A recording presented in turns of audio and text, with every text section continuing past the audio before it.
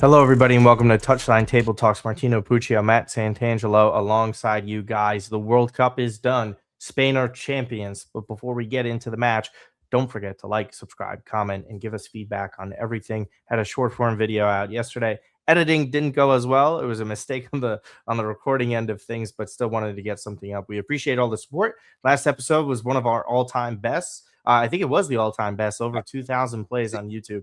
Seriously. Just keep on giving us subs if you like it here, if you enjoy us and enjoy the content.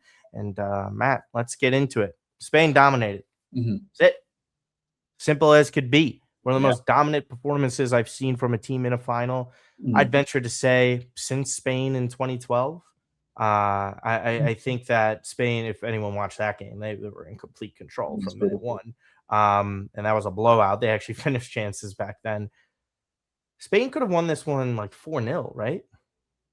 Yeah, I mean, there were countless chances, right? We were kind of rallying up or tallying up all the chances they were kind of accumulating throughout the entire match. And, you know, as this thing progressed, you were sort of wondering, are Spain ever going to get this goal, right? Are they ever going to get across the line? And the numbers were staggering. You know, we can throw them up on the screen, but pretty much in short 20 shots, maybe 12, 13 shots on target. Argentina had no shots, none on target, I don't think. And it was utter domination by Spain, who are the deserved World Cup champions. Yeah, I mean, Mikel Martino nearly scoring a header after I had just placed the bet on him. There was also the canceled goal of Mikel Martino fouling Otamendi, I believe it was. Yes and no. To cancel a goal, it's kind of hard to defend, but I get it. Like, he stepped on him. It's just soft, I guess, if anyone would say anything. Fed on marginally offside with that. Shoulder goal as well. Lamine Yamal hit it terribly within the first 10 minutes. Like, the opportunities were just there all day for Spain. Argentina, okay in pockets defensively. Overall, terrible. And I'm not even surprised by this. When a team is so possession dominant like Spain, and you have a side like Argentina that gets easily riled up, always committing fouls, they're going to be, regardless of how they've been ref this entire tournament, because everyone liked the conspiracies, it was ref nearly perfect. Honestly, I don't really have a problem with anything that I saw. Enzo Fernandez, by the way, one of the dumbest. I think that is actually the dumbest red card I've ever seen in a final. It just the unnecessary tackle. Maybe behind Zidane, but maybe. So I hear you with that, but here's the thing: they were right about to be in stoppage. Zidane's like in the 116th, 117th minute. Realistically, you get him for a penalty. I know what you're saying. I think it was the most outrageous one because it's not even a football play. It's a full-on assault. Enzo doesn't have to do anything here, but just stop, brother. Let him sit. You sit back. You get it to extra time. Because what happened in the second half of extra time and stoppage, to be precise, Argentina were right there on the doorstep. And regardless of like if they were being outplayed or not, it was a one-goal game. You're at even strength and extra time. You give yourself an opportunity to make it to penalties, and that's Argentina's best route at that point, especially after what was going on. Stupid, right? Like, what can you even say about Enzo? Like, he, from the biggest moment of his career with that semifinal goal to this, tale of two tales or whatever it is. It was a game of desperation for Argentina. You saw it, right? As Spain sort of ramped up, dominance kicked in. They were getting the clear looks on goal. Eventually, you knew they were going to find one to break in. And the way you saw it play out for Argentina, right? Even prior to Enzo getting sent off, and then, of course, right afterwards, it reeked of desperation. The sort of baiting of trying to get certain calls and win the ball, free kicks, sort of play that they've been kind of leaning on through large parts of this World Cup. It was a disastrous red card. I mean, it sort of was a red card fitting of this Argentina team, bar Messi. Like, you have a lot of dogs in this team, and sometimes that can be good, right? You have pit bulls, those types of personalities that can play rough, can be feisty, can play that sort of game. But I think Spain, and we talked about this in our preview episode, what did we say? We knew Spain weren't going to play their game. They were going to play Spain were going to Right. play their own game, and they were going to basically force Argentina to adjust, right? And they were basically reduced to being a team that were forced to defend. They weren't going to get the ball. They didn't get the ball. I just looked at the stats 0 now shots on target. just to get a refresher. 2.29 expected goals to Argentina's like nothing. 2 total shots for Argentina, none on target. 20 for Spain, 12 on target. They had the dominance in possession. You know, the midfield, we talked about the midfield dominance. They ran the midfield, and it was really going to come down to whether or not one of their attackers taking that chance. I think De La Fuente waited too long for goals. If you think about it, he was playing real dicey because the second Martino, Nico Williams, and Ferran were on, it was over. Yeah. Like they were literally dominant. They almost had 3 goals in extra time. Marino had a narrow miss. They had a goal called back. They had 2 goals called back. Right? That's just extra time. And I know it's a man advantage, and that's what some people are like to say. But like there were clear-cut chances within those 90 minutes too. It wasn't like, oh, and I was getting comments on Instagram and other places where people are just so insane. Like it's hard to comprehend sometimes where people are like, Spain did nothing. They weren't dominant. Brother, that's the most dominant World Cup final performance from one team against the other. One could argue since 1982, or maybe even France in 98 was pretty substantial difference. Germany got waxed against Brazil in 2002. There were so many opportunities there, but this was one of the worst finals that I've seen. Definitely since I've been consciously remembering World Cup finals, this was objectively the worst one. I can appreciate the way Spain controlled this game and they were masterful at it. Like if you get into the nuances of the sport, that's one of the best performances you'll see from a team. Because if I was a Spaniard, sure, I would feel a little bit nervous heading into extra time because it's like Messi on the other end. But I would be chilling.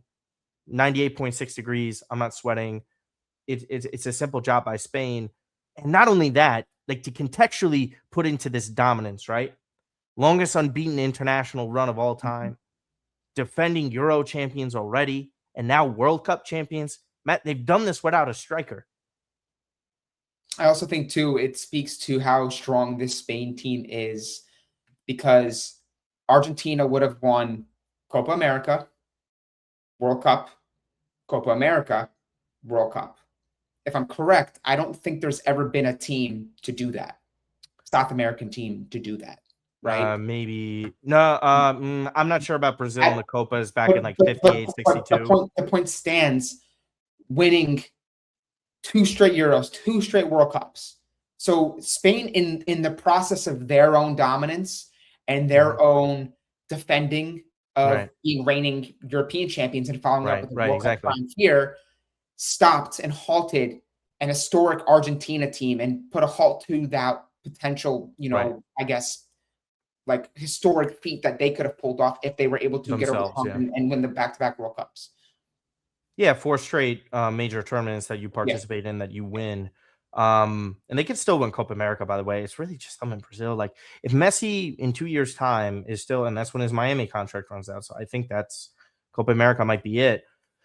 The thing is with the Argentinian run as well, like this is with an ancient Messi that was carrying in so many games and like finishing this off. Like the amount of people getting on him yesterday, like he didn't play well, right? Like it's obvious, but to many people's points, it's like how well can you play when your midfield gets dominated like that, like raw down. And when I was talking about in my preview tweet for the game, and I was just like, I'm not really sure how Argentina's midfield is going to be able to combat theirs because Argentina is very physical, and it's almost like Spain is baiting you into fouling them and doing something stupid. And Lamine is like the poster boy for that. And I know he's not a part of the midfield. He's still a wide player.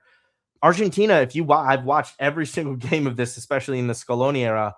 You bait these guys, they will bite. And whether or not like the ref sees it or something like that, But for this was Spain, it's kudos to them. They were the best team. I think they were a deserving winner. I don't think it was the most obvious thing in the world. And Kubarsi, by the way, if you saw in the Giuliano Simeone cross, that clearance and defensive action there was heroic. And kudos to him too. Like Barca have the young player of the tournament here, and it's not Lamine Yamal. It's this tremendously talented center back who had a bad moment, in I forgot who he got the red card against this year in the Champions League. My mind's escaping me, excuse me. But we know how good he is as a ball playing center back. It's just when you're a teenager at that level, at the defensive level, you guys only conceded one open play goal, one goal the entire tournament. Again, bias. I don't think it's better than 2006 Italy. 0 open play goals, a stupid penalty that wasn't a penalty, and then obviously like a fucking own goal that is never going to happen again.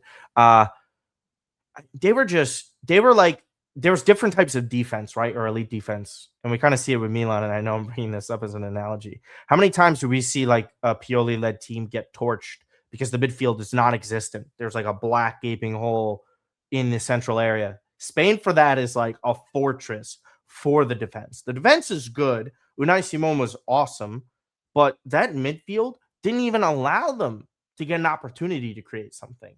That's what a great defense is in a different sort of sense. Rodri, for you, where does he end up now on all-time lists? Obviously, winning that treble, the Ballon d'Or beforehand, just to come back after his injury, by the way. A very significant injury later in his career. Bounces back. I don't think he'll win the Ballon d'Or. I think it's Dembele or Mbappe or Harry Kane maybe. But this tournament was as good as any midfielder I've ever seen have a tournament. What do you think? Rodri was fantastic this entire tournament. I think he embodied what exactly the Spain team needed in the midfield, right? A true champion, leader of the highest order, not vocal, not crazy, big ego, not this sort of, type of bully in the midfield where he's going to be so physical.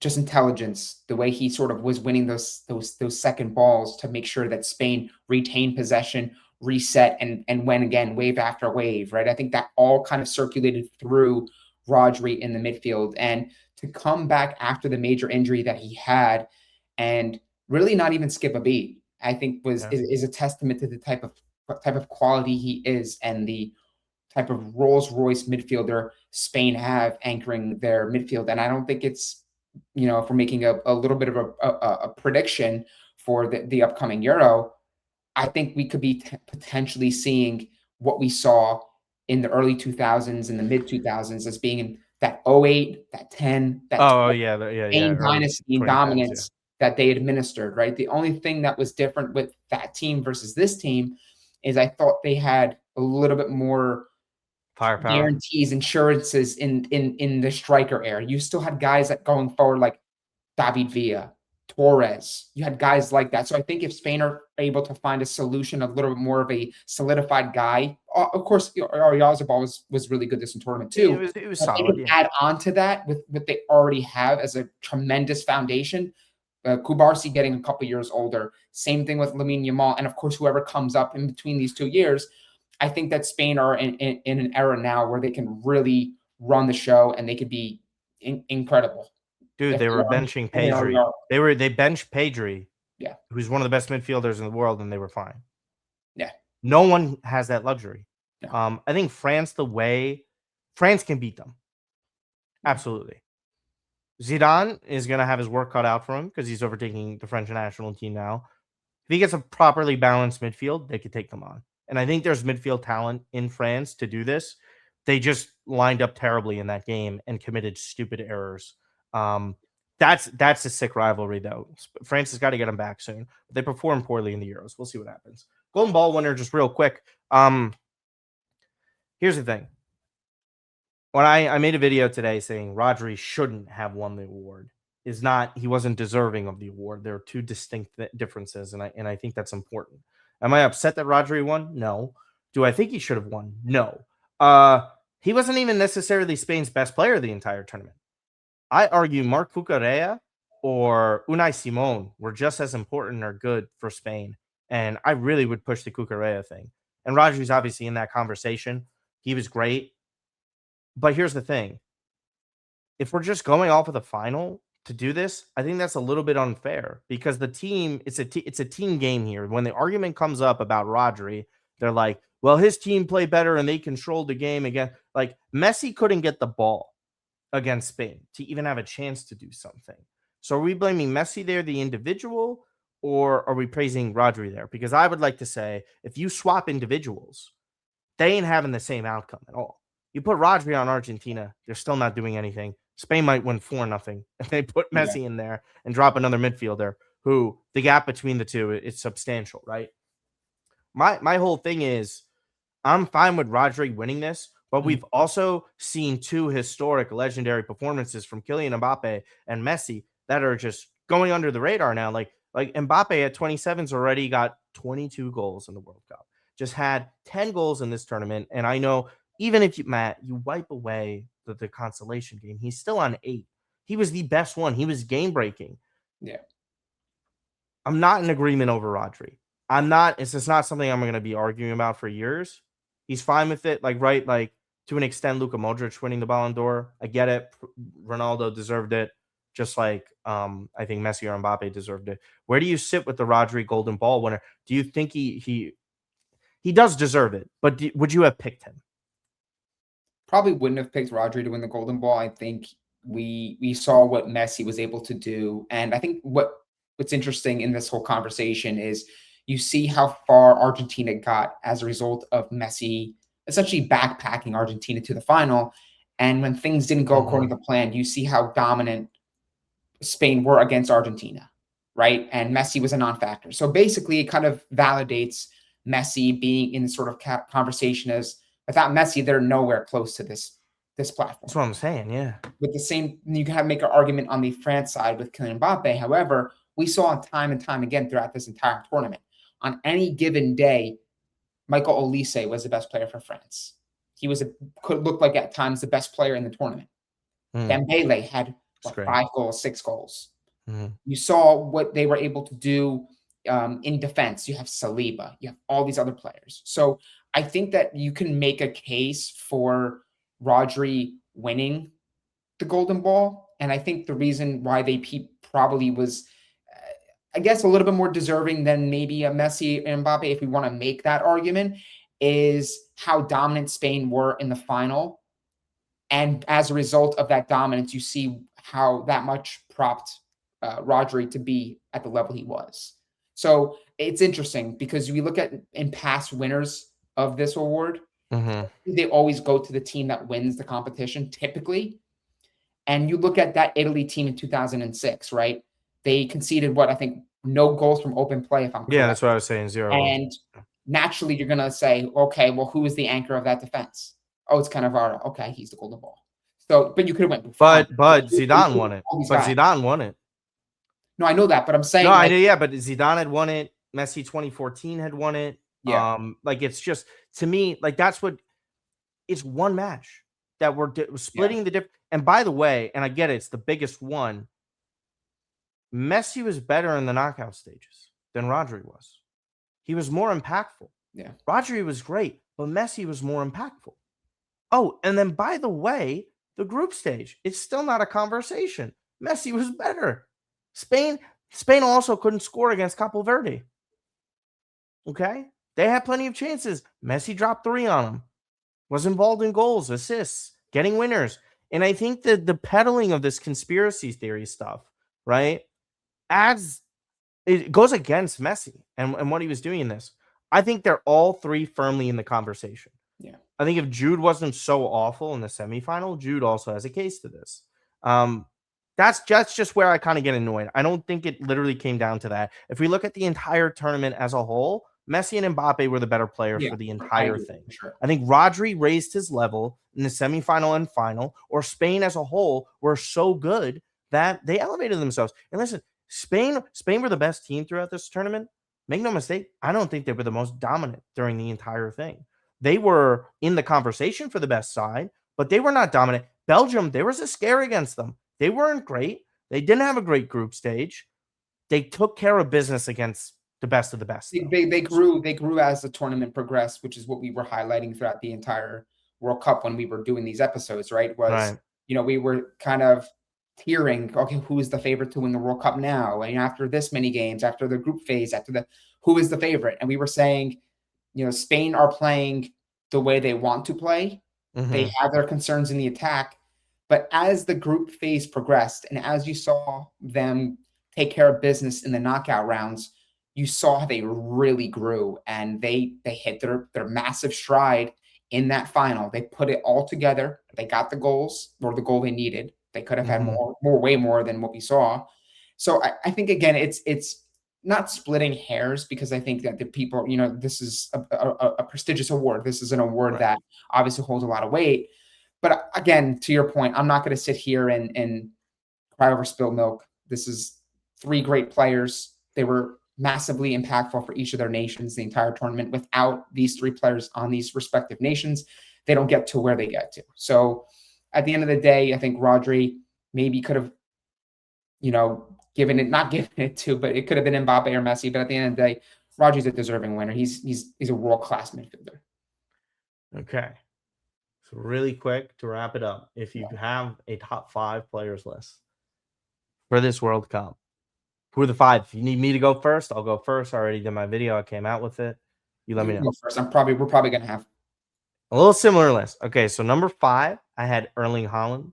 I think what he did with Norway and carrying them in what should have likely been a semifinal appearance, like just the pure leader, like doing your job and carrying your team to the next round is what knockout football is about. He did exactly that. And I think his performance against Brazil, what he did there, elevates it into the top 5. And there's other players that you could put in here. Number 4, Jude Bellingham.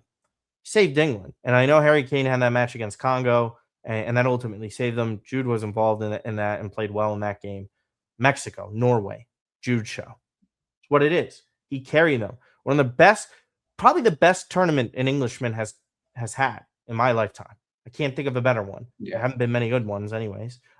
He was great, sensational, good player. If you want to count the consolation game, also scored there.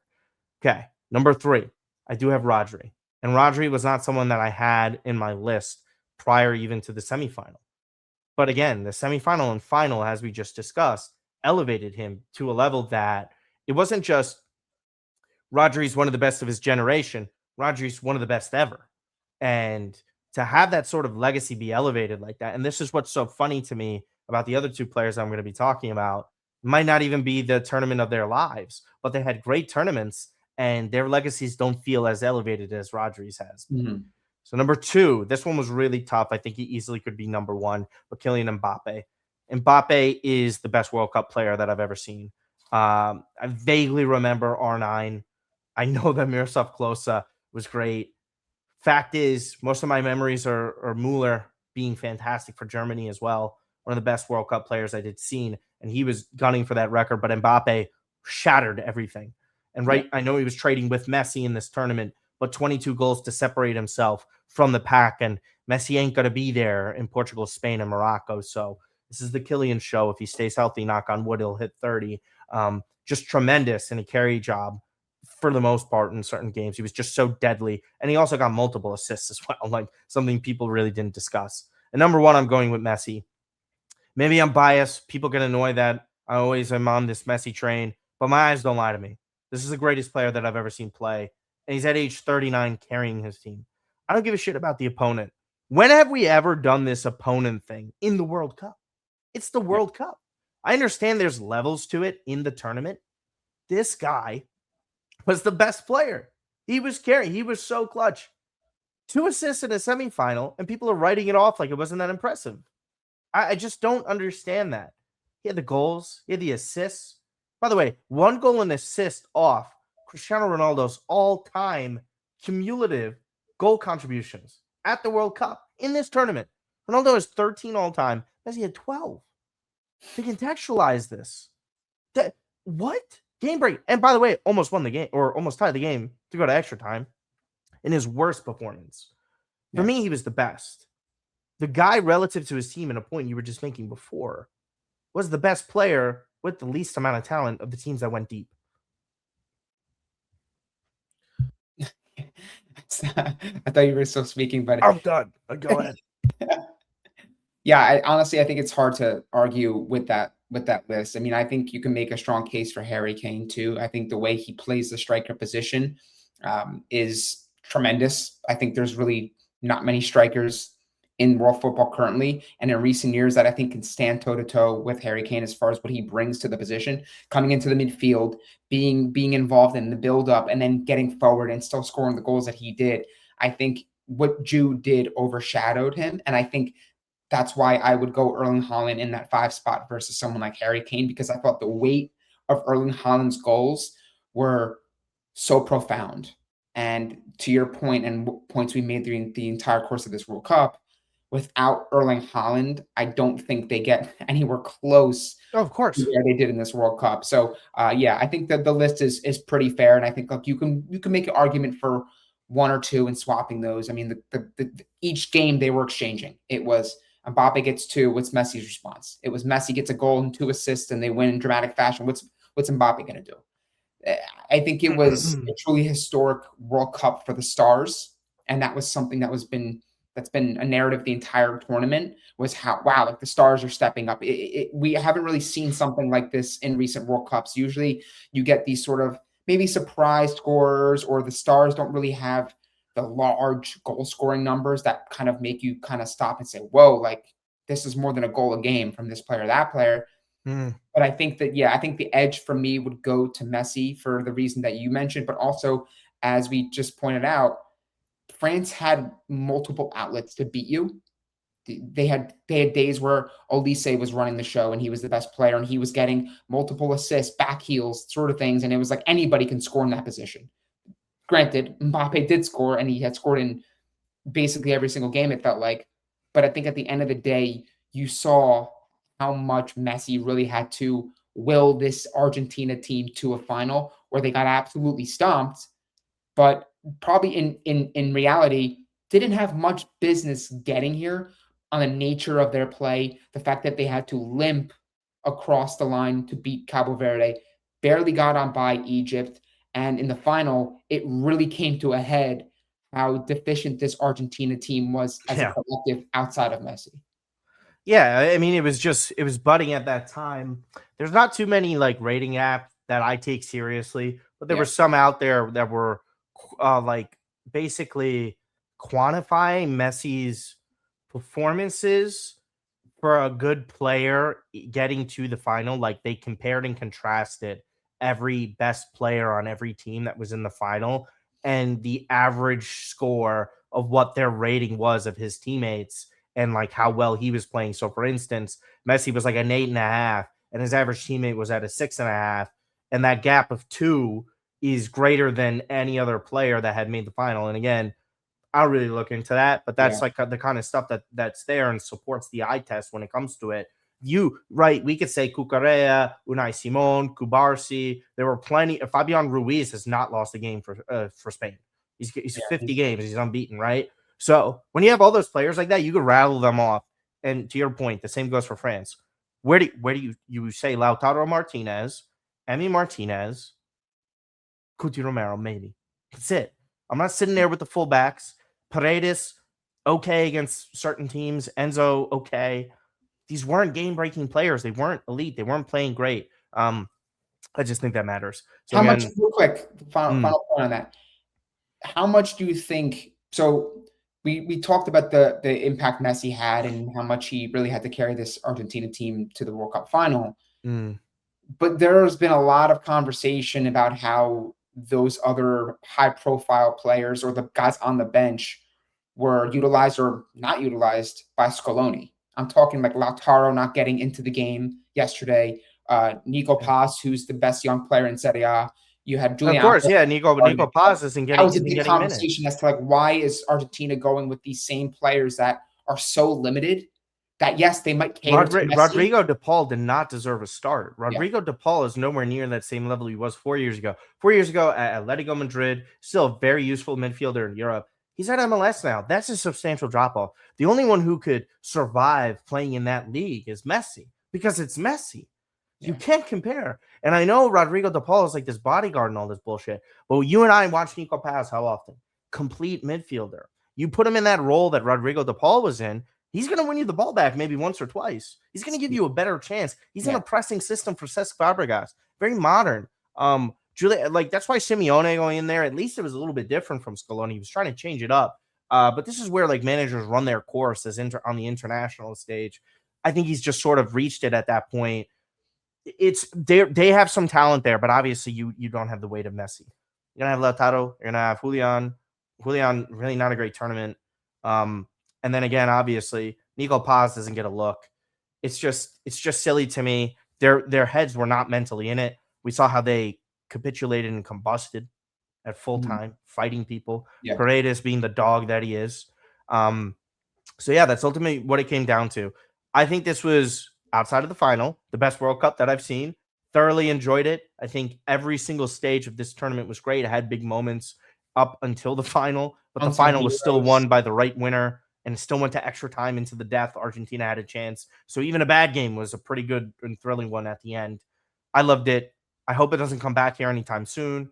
I hope we take and go around the world, but they're doing this confederation thing, and supposedly they're expanding to 64. I hope not.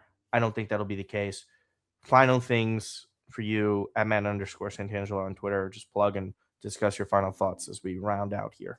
Yeah, it was a fantastic World Cup. I think especially we highlighted the fact that we had a lot of people coming in from outside of the US, Canada, Mexico, and they really seemed to enjoy themselves. And that was a huge element to kind of raising the bar, raising this what this beautiful game is to so many people, right? And there's countless videos of certain fans getting along, and again, Marco Messina put out a tremendous video. You guys could go check that out. But basically, in short, saying he grew up around a bunch of different people, Ecuadorians, Right. Italians, Spanish. They maybe didn't know the same language or speak the same language, but they were able to play, and football was that common language. And I think we saw it on display at this World Cup. So I think it was a really good demonstration for how special this game is. And I'm, obviously hoping that maybe selfishly, I'm hoping that at some point very soon, we get another World Cup opportunity. Maybe the tickets aren't that expensive or as expensive. Yeah, we pray. I mean, it was awesome. I had people who were really just like from the New York area, not even Italian background. Yeah. I forgot I haven't even talked to you about this, but I got a couple DMs like, I think I need to find a club. I might be interested in AC Milan. I'm like, I got you, brother. You're joining at a bad time, but I got you. And no one can call you a bandwagoner at that No. point. In my opinion, you can't. So my boy Chris NYY, shout out to you. Hopefully he'll stay there. I've been trying to. I send people like things like, look at this, watch this video, read about this player. This player was great. And it's all from the past, not the current side of things. But we appreciate it. Honestly, we hope to keep on growing. The audio plays are getting there. We still need more 5-star reviews. We need more audio listens. We need more likes and subscribers on this channel. Up to 350. Got 11 subs off last video. Keep on giving us more. We appreciate you guys all so much. Tune in to That Milan podcast. Recording going to be on this Thursday. And again, guys, don't forget to follow us everywhere at Martino Puccio and Matt_Santa22 on Instagram, Martino Puccio on Instagram, TikTok. We're everywhere. And follow us on Facebook on our other pages as well. Very important. Other than that, thank you.